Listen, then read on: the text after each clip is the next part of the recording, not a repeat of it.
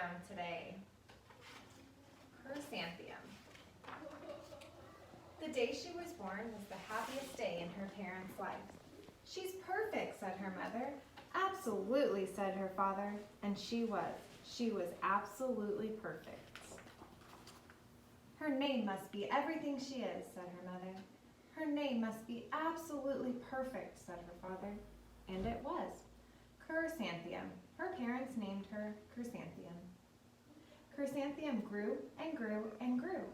And when she was old enough to appreciate it, Chrysanthemum loved her name. "I love my name." She loved the way it sounded when her mother woke her up. She loved the way it sounded when her father called her for dinner. And she loved the way it sounded when she whispered it to herself in the bathroom mirror. "Chrysanthemum, chrysanthemum, chrysanthemum." Chrysanthemum loved the way her name looked when it was written with ink on an envelope. She loved the way it looked when it was written with icing on her birthday cake. And she loved the way it looked when she wrote it herself with her fat orange crayon. Chrysanthemum, chrysanthemum, chrysanthemum. Chrysanthemum thought her name was absolutely perfect, and then she started school. On the first day, Chrysanthemum wore her sunniest dress and her brightest smile. She ran all the way.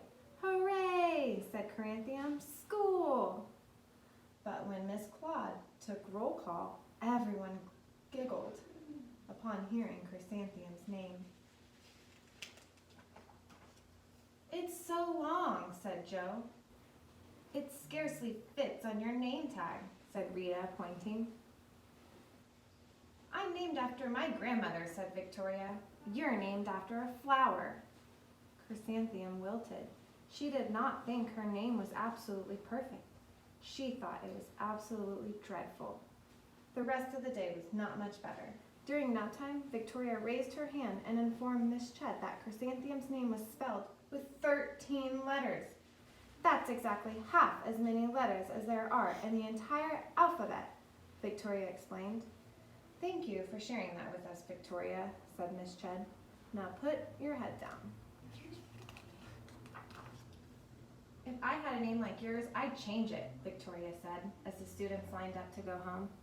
"I wish I could," thought Chrysanthemum miserably. "Welcome home," said her mother. "Welcome home," said her father.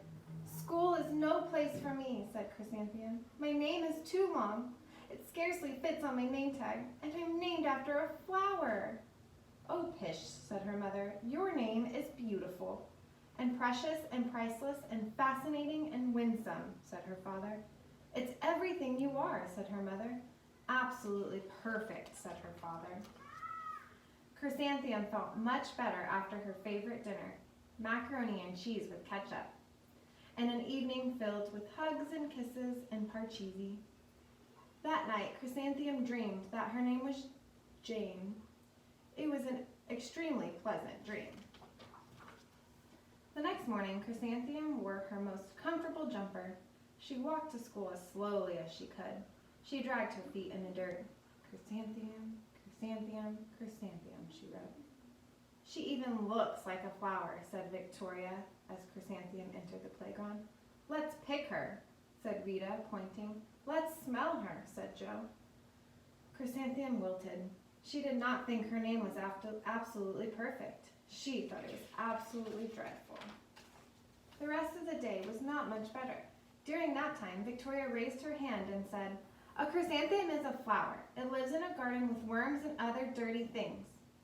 "Thank you for sharing that with us, Victoria," said Miss Ched. "Now put your head down." "I just cannot believe your name," Victoria said as the students lined up to go home. "Neither can I," thought Chrysanthemum miserably. "Welcome home," said her mother. "Welcome home," said her father. "School is no place for me," said Chrysanthemum. "They said I even look like a flower. They pretended to pick me and smell me." "Oh, pish," said her mother. "They're just jealous and envious and discontented and jaundiced," said her father. "Who wouldn't be jealous of a name like yours?" said her mother. "After all, it's absolutely perfect," said her father. Chrysanthemum felt a trifle better after her favorite dessert, chocolate cake with buttercream frosting, and another evening filled with hugs and kisses and parcheesi. That night, Chrysanthemum dreamed that she really was a chrysanthemum. She sprouted leaves and petals. Victoria picked her and plucked the leaves and the petals one by one until there was nothing left but a scrawny stem. It was the worst nightmare of Chrysanthemum's life. Chrysanthemum wore her outfit with 7 pockets the next morning. She loaded the pockets with her most prized possessions and her good luck charms.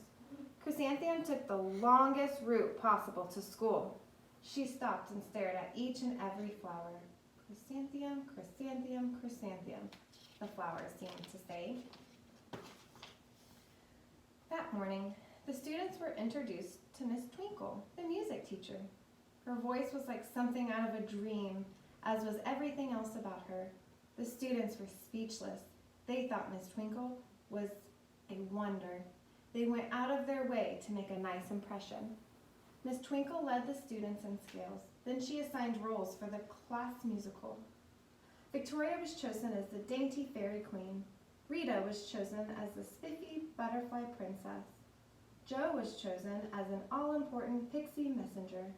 And Chrysanthemum was chosen as a daisy. Chrysanthemum's a daisy! Chrysanthemum's a daisy! Jo, Rita, and Victoria chanted, thinking it was wildly funny. Chrysanthemum wilted. She did not think her name was absolutely perfect. She thought it was absolutely dreadful. "What's so humorous?" asked Miss Twinkle. "Chrysanthemum," was the answer. "Her name is so long," said Jo. "It barely fits on her name tag," said Rita. "I'm named after my grandmother," said Victoria. "She's named after a flower." "My name is long," said Miss Twinkle. "It is?" said Jo. "My name would barely fit on a name tag," said Miss Twinkle. "It would?" said Rita, pointing. "And," said Miss Twinkle, "I'm named after a flower, too." "You are?" "Yes," said Miss Twinkle.